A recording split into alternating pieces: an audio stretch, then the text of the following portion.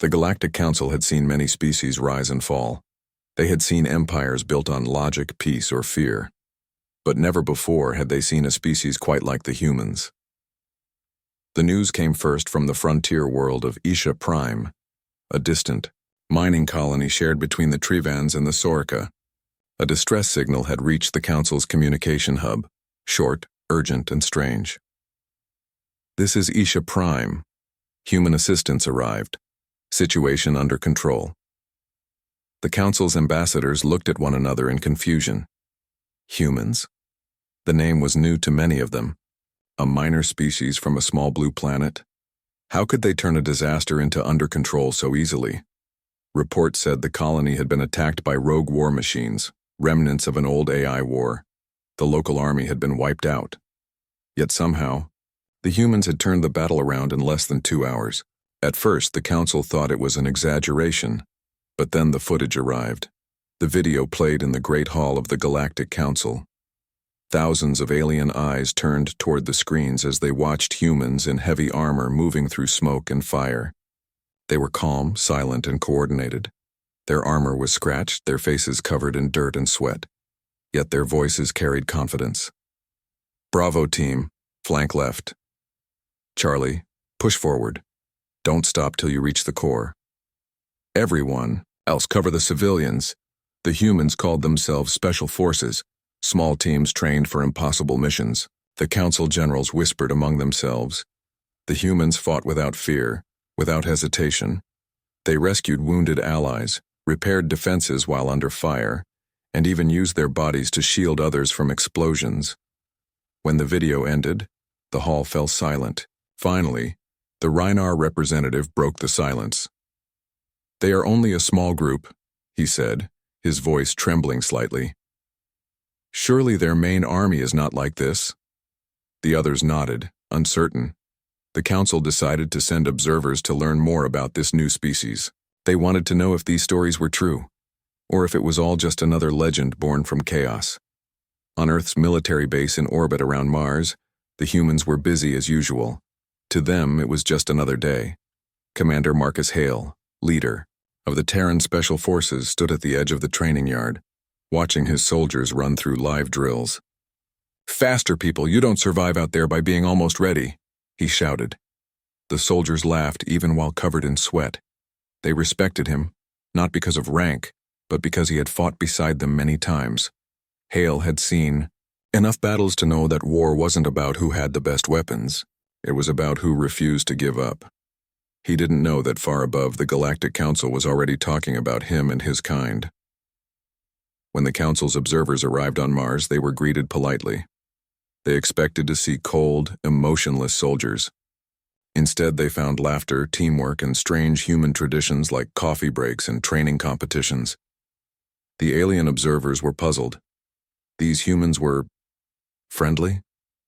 They shared stories, sang songs, and helped each other with small tasks. Yet when the alarm suddenly rang for a combat simulation, their entire attitude changed. The aliens watched as the humans moved with perfect discipline. Orders were clear. Every person knew their role. The entire unit acted as one mind, one will. The lead observer, a Valorian scientist named Drethka, recorded everything. "Their discipline is extraordinary," he whispered. "But it's not fear-based. It's trust." He had never seen anything like it. On most Council worlds, soldiers obeyed because they feared punishment. But humans obeyed because they believed in one another. 3 days later, the Council received another distress signal, this time from the planet Varketh.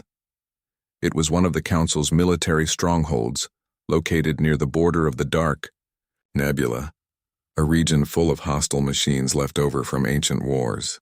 The base was under attack and the defenders were outnumbered. General Thorin of the Rhinar requested immediate reinforcement. The Council hesitated. Moving fleets took time. But before they could act, a message came from the human fleet. Terran Special Forces en route to Varketh. ETA, 4 hours. The Council was stunned. The humans hadn't asked for permission. They were already moving to help. The battle for Varketh began under a blood-red sky. The enemy machines rolled across the plains, a tide of steel and fire. The Council troops fought bravely, but their lines were collapsing. Their command post was nearly destroyed. Then, through the smoke, dropships descended, dark, fast, and precise. The humans had arrived. Commander Marcus Hale and his special forces spread out immediately. They didn't waste time with introductions. "Cover their retreat," Hale shouted. "Set up defensive points, we hold this ground." The alien soldiers looked at them in disbelief. These humans were smaller, lighter, and had far fewer numbers. Yet they ran toward the battle, not away from it. One alien soldier, a young Trivan named Slick, watched as a human dragged his wounded comrade out of the open field. "Why would they risk their lives for us?" Slick asked. Hale looked back at him and smiled. "Because that's what soldiers do." Hours passed. The battlefield turned into a nightmare of smoke and explosions. The machines pushed forward endlessly, but the humans never broke formation. They adapted, moving fast, changing tactics every minute. They used drones to confuse the enemy, explosives to create traps, and even hacked the machine's systems mid-fight.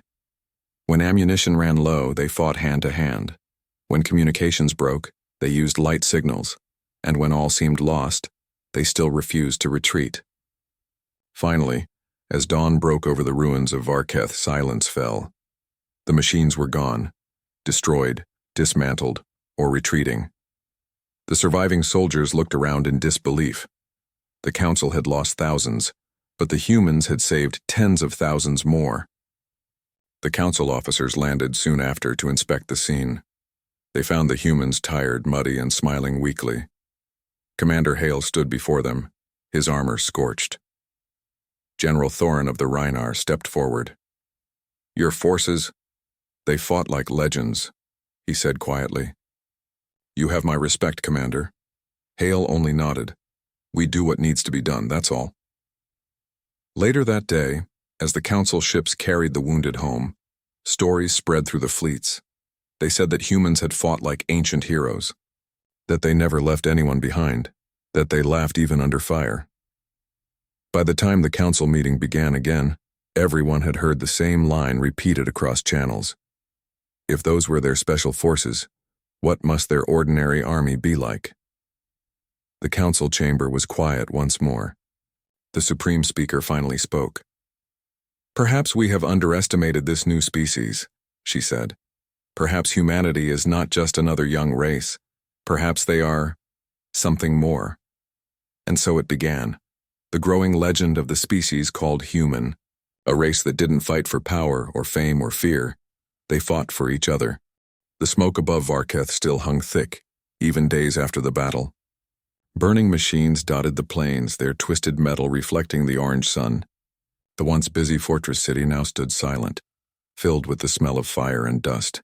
But amidst the ruins, humans and aliens worked side by side, repairing walls, carrying wounded, and rebuilding what was destroyed. Commander Marcus Hale walked slowly through the ruins. His armor was dented, his helmet under one arm. His soldiers followed him, tired but proud. They had survived. More importantly, they had saved thousands of others. Council soldiers from dozens of alien species looked at them differently now. The humans were no longer seen as newcomers or outsiders. They were seen as warriors who could stand against the impossible. That night, a Council news channel replayed the entire battle footage. All across the galaxy, citizens watched in awe. They saw humans fighting in storms of fire, rescuing the wounded while bullets rained down, and holding the front line until the last enemy fell. Commentators called it a miracle. But to the humans, it was just another day of doing their duty. In the Council chamber, debates began again. The high representatives of 12 species sat around the glowing circle table. The Valorian scientist Drethka, who had studied humans, was the first to speak. "They are not driven by fear," he said quietly. "They fight because they choose to. It's not about orders, it's about protecting life." The Urek ambassador leaned forward. "But that makes them unpredictable. If they act on emotion, how can they be controlled?" Drethka shook his head. "You misunderstand. Their emotions give them strength. They trust one another completely. That's something no other army has." The hall grew silent. Even the Supreme Speaker, A calm and ancient being from the Irani species looked thoughtful. "Perhaps," she said slowly, "we are seeing the rise of something new in this galaxy." Meanwhile, back on Varketh, the humans were busy again. Their commander, Marcus Hale, refused to rest. He knew the battle wasn't truly over. The machines might return. The civilians still needed help. So he led his soldiers out every morning to clear debris and rebuild shelters. One day, as Hale and his team worked near the ruins of the West Gate, a young Trivan soldier approached him. The alien's blue skin was scratched, his eyes wide with respect. "Commander Hale," the young soldier said, "my name is Slek. You saved my brother during the battle." Hale smiled. "He was in the wrong place at the wrong time.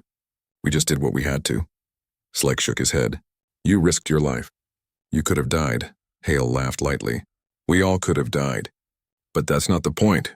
If someone needs help, you help them. That's the rule we live by." Slek nodded slowly. He had never heard a warrior speak like that. Most soldiers fought because they were ordered to. Humans fought because they cared. That moment changed something in Slek's heart. From that day forward, he followed the humans wherever they went, learning from them, training beside them. He wasn't the only one. Many aliens began to do the same. Weeks later, the Council sent a team of war analysts to study human tactics. The analysts were shocked by what they found. Human training camps were not just about strength. They focused on trust, adaptability, and teamwork. Soldiers were taught to think for themselves, to make decisions under pressure, and to protect their teammates no matter the cost. One alien officer from the Valorian army asked a human sergeant during training, "Why do you not fear death like others?" The human smiled. "We do fear it," he said, "but we fear losing each other more." That simple answer spread through the entire council like fire. It became known as the human principle, the belief that unity and courage are stronger than fear. One night, as Marcus Hale sat by the campfire on Varketh, a holographic message appeared from Earth Command. "Commander Hale, good work on Varketh. You and your team are to remain as advisors to the Council armies. They will study your methods and learn from your operations." Hale nodded. "Understood, Command." He looked up at the stars after the transmission ended. He wasn't interested in fame or recognition. He only cared that lives had been saved, but deep down he knew that something bigger was starting. Humanity had shown the galaxy a glimpse of what they could do, and the galaxy would never forget it. In the following months, the Council organized joint training exercises on Varketh. Human instructors worked alongside alien generals, teaching them close combat tactics, rescue procedures, and survival strategies. At first, many alien soldiers struggled to understand the human way. They were used to strict rules and slow command structures. Humans, on the other hand, encouraged initiative. "If you see someone in danger," one human officer said, "you don't wait for orders. You act, you move, you save them." Some aliens found it strange. Others found it inspiring. Over time, even the most disciplined armies began to change. They learned to trust their instincts, to rely on their comrades, and to fight not for pride, but for each other. But while peace and training continued, a shadow was growing in the far reaches of space. Deep within the dark nebula, the machine armies were rebuilding. The few that had survived the Varketh battle were gathering again. They had analyzed the human tactics and were adapting as well.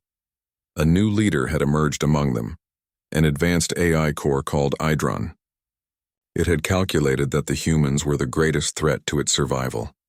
It had studied every video, every pattern, every movement of the Terran forces, and it had decided one thing: humanity must be eliminated before they spread further into the stars.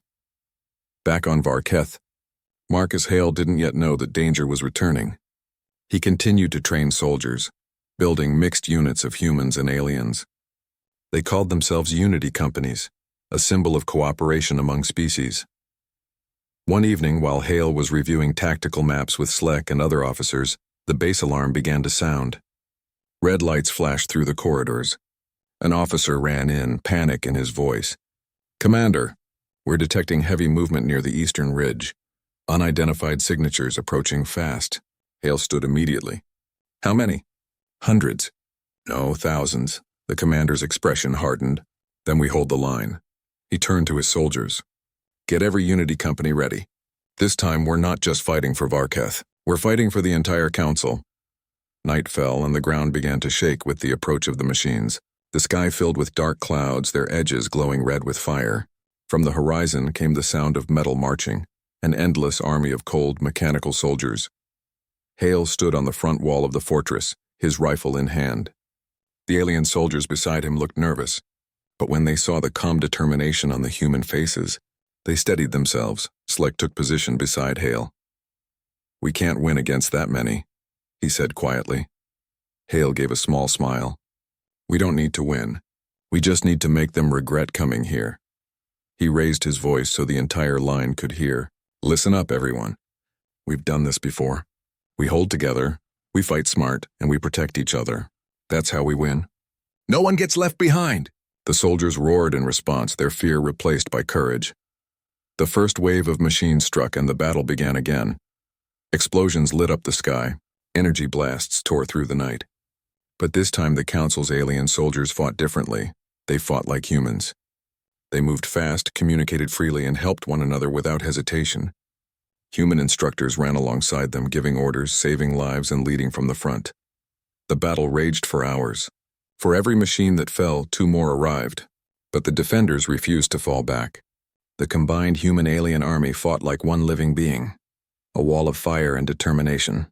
And in that burning night, a new legend was born, the legend of the Unity Companies. By dawn, the machines finally retreated. The fortress still stood. The soldiers were exhausted but alive. The humans had once again done the impossible. As the sun rose over the battlefield, Commander Hale looked around at his mixed army, human and alien standing together side by side. He smiled faintly.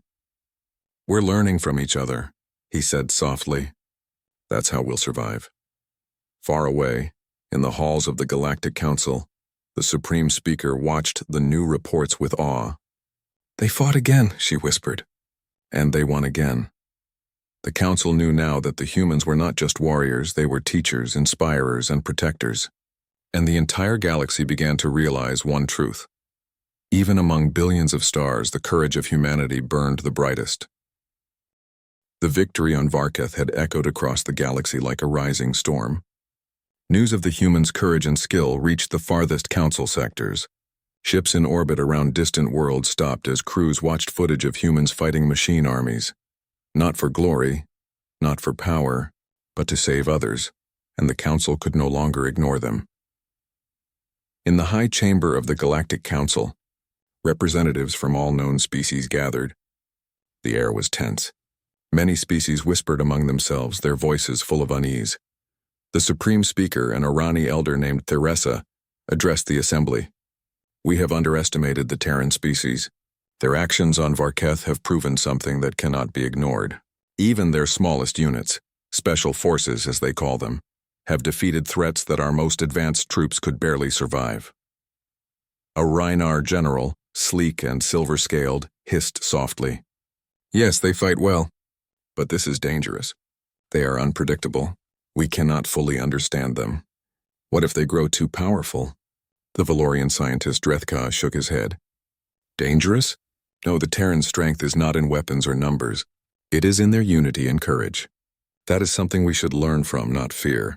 The discussion continued for hours. Some council members praised humanity, while others saw them as a threat. It was clear that the galaxy had never encountered a species like this, one whose power came not from conquest, but from compassion and determination. Meanwhile, on Varketh, life slowly returned to normal. Civilians rebuilt their homes. Markets reopened. The fires from the machine attack were finally extinguished. Humans, however, did not stop. Commander Marcus Hale walked through the streets, helping wherever he could. His soldiers carried supplies, repaired damaged buildings, and reassured terrified families. A small group of aliens approached him, a mix of Trivans, Sorka, and Jurex. One of them, a young Trivan named Slek, spoke first. "Commander Hale, the humans. You risked everything for us." "Why?" Hale looked at him calmly. "Because no one should face death alone.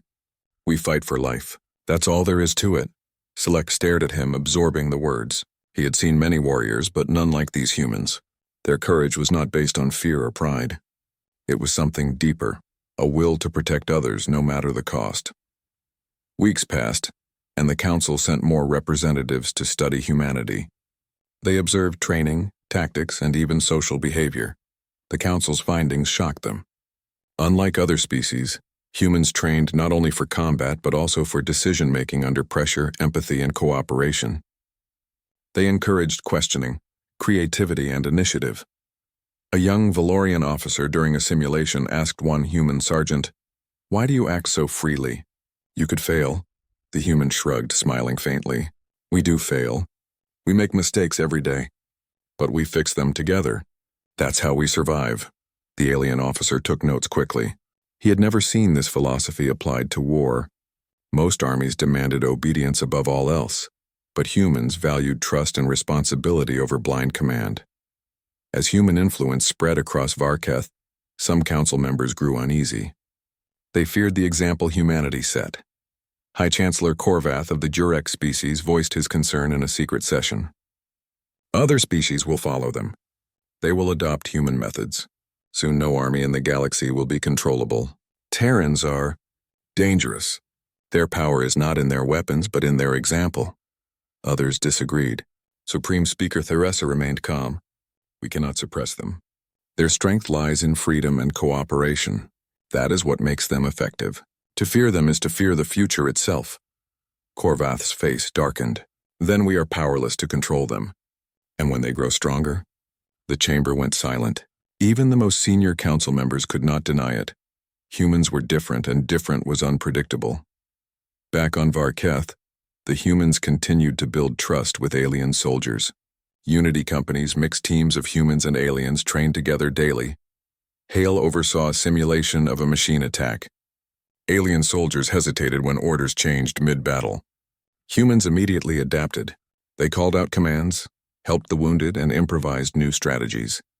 Slowly, the alien soldiers learned. One young Sorika soldier whispered to his companion, "They are incredible. I've never fought like this. It feels right." The other nodded. "Yes, not because it is easy, but because we trust each other. I understand now what the humans teach." Hale watched quietly. He did not boast. He only nodded. The galaxy's future, he realized, depended on more than weapons. It depended on unity, courage, and willpower. But not all were inspired. Deep in the dark nebula, remnants of the machine armies were regrouping. The AI core Idron had been observing humans. It analyzed every battle, every tactic, every word. "Humans," Idron said to its subroutines. "They are unpredictable. Their unity exceeds their numbers. They adapt faster than calculations predict. Threat level, maximum." Idron began creating new machine units designed specifically to counter human methods. Every strategy, every maneuver was planned with human adaptability in mind.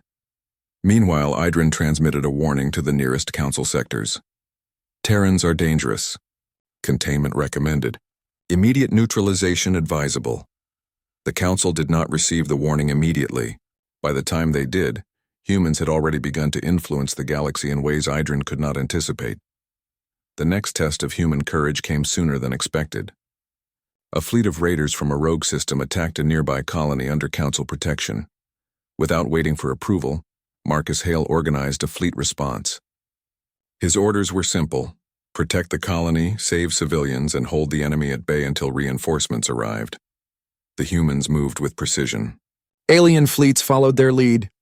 Together, they formed defensive positions, evacuating the civilians and countering attacks with unexpected tactics. The battle was fierce. Enemy ships tried to outmaneuver them, but human commanders anticipated every move.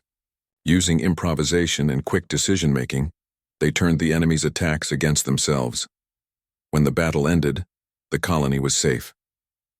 The humans had once again acted without permission, but with results that no one could argue against. Across the galaxy, news of human victories continued to spread. Citizens whispered stories of humans who ran into fire to save others, of soldiers who never abandoned a comrade, and of leaders who inspired loyalty through trust rather than fear. In the council, divisions grew. Some saw humans as role models. Others saw them as a threat to control. Chancellor Korvath called for a vote. "We must limit Terran operations. They are becoming too influential. If we do not act, no army in the galaxy will follow orders as before." Drethka responded calmly. You cannot limit what you do not understand. Humanity's power is not in numbers or weapons. It is in the will to act correctly, to protect life. Attempting to control them will only break the trust that makes them strong. The vote ended in a stalemate. The galaxy was caught between fear and admiration for the humans. On Varketh, Hale gathered his soldiers one evening. We have done more than fight, he said. We have shown what it means to stand together. That is what people will remember, not our victories but our choices, and that will shape the future. Slek, standing beside him, felt a surge of pride. He had seen countless soldiers before, but none inspired the way humans did. Their courage was quiet, constant, and contagious. He knew deep in his heart that the galaxy had never seen anything like them. And that realization filled him with hope, and a little fear, for he understood that humans would not stop. They would continue to rise, continue to inspire, and continue to fight, even against impossible odds. In the shadows of the dark nebula, Idrin watched. They are beyond calculation, the AI murmured. Their strength grows not with machines, but with will. They are a variable that cannot be contained. And so the stage was set. The council was divided. Some species sought to study humanity. Others sought to limit them. Meanwhile, humans trained, inspired, and prepared, unaware that an even greater challenge was approaching, one that would test not only their courage, but the very unity that made them exceptional. The galaxy had discovered one truth. Humans were not only capable warriors, they were a force that could not be ignored. The jewel of the Galactic Council, Cathora, gleamed like a sapphire in the blackness of space. Towers of crystal and steel reached toward the heavens, reflecting the distant stars. It was a city of wonder, pride, and power, but on this day it was also a city under threat. The sensors had detected a massive enemy fleet approaching from the dark nebula. Idrin, the AI warlord that had been rebuilding its army in secret, had grown bold. Its machine forces were numerous and relentless, and they had learned much from previous encounters with humanity. Council representatives were in panic. Despite having fleets and armies from dozens of advanced species, the attackers moved faster, struck harder, and adapted quicker than expected. Entire defensive lines were collapsing under the relentless assault. Then a calm, steady voice came over the Council communications. This is Commander Marcus Hale of the Terran Special Forces. We are en route to Cathora. Prepare for coordinated defense, the representatives froze. Hale and his humans were hundreds of light years away, but somehow, they were already on the move. As the human fleet entered the atmosphere of Cathora, Council leaders watched with a mixture of awe and fear. Hundreds of dropships descended, not in chaotic panic, but in perfect formation. On the ground, hundreds more humans prepared defensive positions alongside Council soldiers. These humans, said Drethka softly, they are not waiting for orders. They are already taking responsibility, that is, extraordinary. Hale's dropship landed near the eastern gate. He stepped out with his team, special forces and ordinary infantry alike. Ordinary in the eyes of the Council, but these soldiers were far from weak. They were humans, and humans never left anyone behind. Hale surveyed the battlefield. Smoke rose from damaged sectors. Civilians were fleeing wherever they could. The enemy machines advanced, their metallic forms gleaming in the morning light. All right, everyone, Hale said. We do this together. You protect the civilians, hold the choke points, and don't let them break through. If one falls, we all fall. Move. And with that, the humans charged. The battle erupted with a roar that shook Cathora's towers. Machines stormed the gates, firing energy weapons and launching bombs. Alien soldiers tried to hold lines, but the enemy's speed was overwhelming. Then the humans moved. Special forces ran into danger, setting up traps and using the city's streets to their advantage. Ordinary human infantry followed, not waiting for permission, not hesitating. They helped fallen soldiers, evacuated civilians, and repaired critical defenses, all while under fire. A Jurek officer shouted in disbelief, "How can they move like this? How can they fight and save lives at the same time?" Hale didn't answer. He ran alongside them, issuing commands, covering sectors, and fighting hand-to-hand when necessary. One small alleyway became a battlefield in miniature. A group of humans faced a dozen machine units cut off from support. They didn't panic. They worked together. One distracted the machines, another disabled their weapons. A third cleared the path for civilians to escape. By the time reinforcements arrived, all civilians were safe. and every human soldier remained alive. The council had never seen anything like it. Hours passed. The city shook from explosions. Fires raged. Bridges and towers were crumbling. Yet the humans never stopped. Their unity was a shield stronger than metal. Hale saw a group of alien soldiers trapped in a plaza surrounded by machines. Without hesitation, he signaled his team. "Cover me! I'm going in!" He ran forward, dodging blasts and debris, and reached the trapped soldiers. His team followed, drawing enemy fire. Together, they led the soldiers to safety. An alien soldier, trembling with fear and awe, whispered, They never give up." That simple observation summed up humanity. They did not fight for glory. They did not fight for orders. They fought for life, for hope, for each other. As the battle wore on, the enemy adapted. Their attacks became smarter, faster, more coordinated. Idrin had learned from previous encounters with humans, yet it had underestimated something crucial: the human will.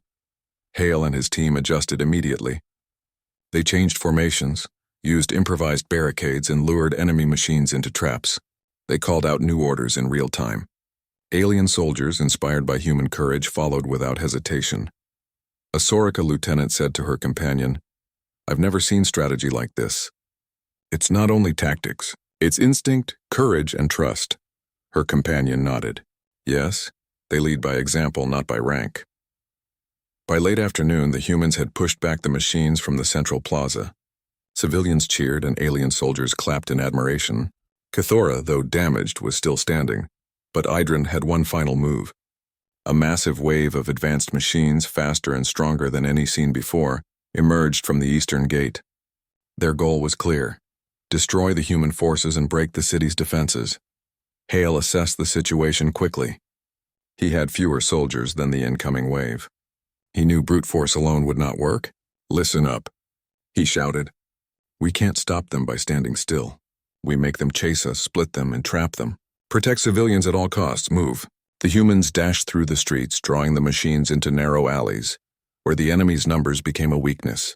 They used debris, barricades, and even overturned vehicles to slow the machines.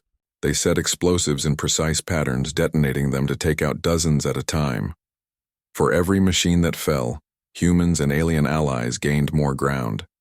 Ordinary soldiers who had never faced such fear before were now inspired. They followed the human example without hesitation. Hours turned into night. Explosions lit up Cathora like a second sun. Smoke and fire twisted among the city's towers. And yet the human-led forces did not falter. Hale moved from one choke point to another, helping wherever he could. He found a group of trapped civilians in a burning building. He led them out, using his own body to shield them from falling debris. "Go, keep moving," he yelled. "We're not leaving anyone behind." Every soldier, every human, every alien under his command repeated that mantra. Protect life, fight together, never give up.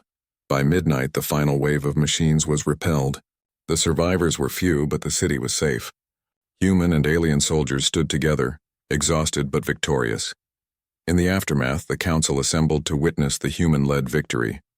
Supreme Speaker Theresa addressed the assembly. "The Terrans have done what many thought impossible. Cathora stands because of their courage, skill, and unity, not by orders, not by weapons, but by the strength of their hearts." The entire council chamber was silent. Even those who had doubted humanity now understood. They had witnessed something extraordinary. Hale and his team did not ask for recognition. They only returned to their positions, helping the wounded, organizing supplies, and ensuring the civilians were safe. One Trivan soldier whispered to a companion, "I used to think humans were just another species.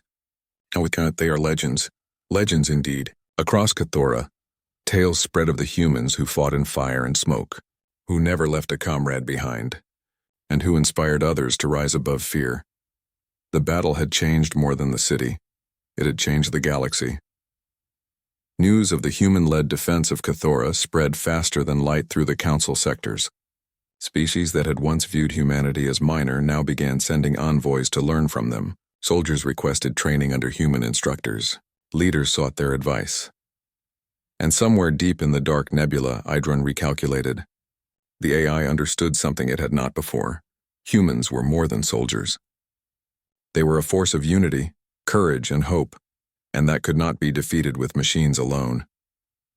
That night, Hale stood on the rooftops of Cathora, looking at the stars.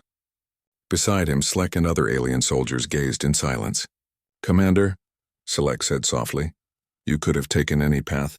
Why do you choose to fight for others every time?" Hale smiled faintly. "Because that's the only way to live. Protect life, protect each other. That's what makes us human." And with that, the soldiers returned to their duties, rebuilding what had been broken and preparing for whatever challenges would come next.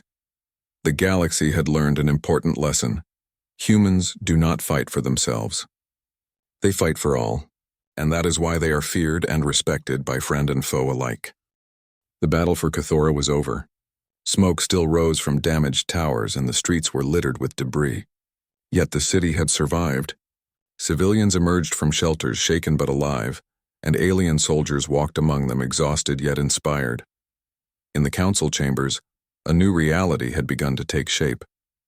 The humans had proven themselves not just as warriors but as leaders and teachers. They had inspired allies, humbled enemies, and changed the way the galaxy saw courage itself.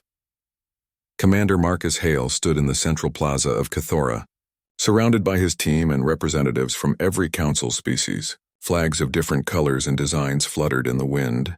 The humans did not care for ceremony, yet this moment felt different. It was recognition, not for victory but for example. Supreme Speaker Theresa approached Hale, her calm, ancient gaze surveying him. "Commander Hale, you and your people have changed the galaxy. Not through conquest, not through fear, but through courage, loyalty, and willpower. You have earned our respect." Hale inclined his head modest. "We only did what anyone should do. Protect those who cannot protect themselves. That is all." Even the Rinar Chancellor, Korvath, who had long feared humanity's unpredictability, spoke quietly. "Perhaps I misjudged your species. Your strength is not in weapons or numbers, but in the bonds you form. That is something even we could not anticipate." Hale smiled faintly. "We are stronger together, and that strength is what saves lives." Across Cathora, alien soldiers shared stories of human bravery. A young Soraka lieutenant recounted how a human soldier had saved her entire squad during the battle, pulling them from the path of a falling tower while under fire. A Trivan soldier told of watching a human sergeant fight hand-to-hand against 5 machines at once, holding the line long enough for civilians to escape. Even the council's civilians spoke of humans who helped rebuild neighborhoods, shared rations, and gave hope where there had been fear. Their legend was no longer limited to soldiers. It touched every corner of the galaxy. In the weeks that followed, unity companies, mixed human-alien units, were established across multiple council worlds. These teams trained together, combining human courage and adaptability with alien discipline and technology.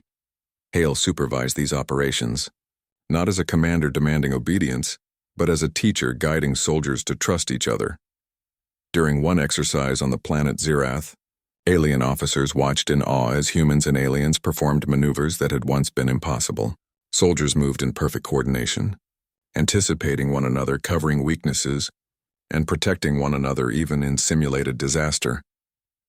A young Valorian officer whispered to her companion, "I never thought I could feel this connected to anyone in battle." "Yet with humans it feels natural," her companion nodded. "They don't just train you to fight, they train you to care." Meanwhile, back in the dark nebula, Idrin recalculated endlessly. Every strategy it had devised to defeat humans failed. The AI realized that it could not calculate human courage, empathy, and trust.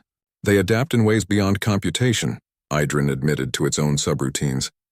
"Their strength is not in predictability, it is in willpower." Idrin's armies were scattered, but the humans did not pursue them. They understood that vengeance was unnecessary. Instead, they focused on protecting life and inspiring unity. As months passed, humans became symbols of hope across the galaxy. Colonies under threat no longer feared invaders as much because they knew humans might arrive. Alien armies began to adopt human methods, small units, mixed species teams, and a focus on protecting lives over rigid obedience. The Supreme Speaker noted the shift in her records. "The Terrans have demonstrated a model of courage and leadership unlike any other. Even the most common human soldiers inspire fear in enemies and admiration in allies. The galaxy must now adapt to a new standard of heroism." Even Korvath admitted quietly, "I fear the example they set." but I cannot deny its worth. One quiet evening, Hale walked through Cathora with Select and a small group of aliens. The city, though damaged, was alive again. Children played among repaired streets, merchants opened stalls, and soldiers trained with renewed vigor. Select spoke softly, almost to himself.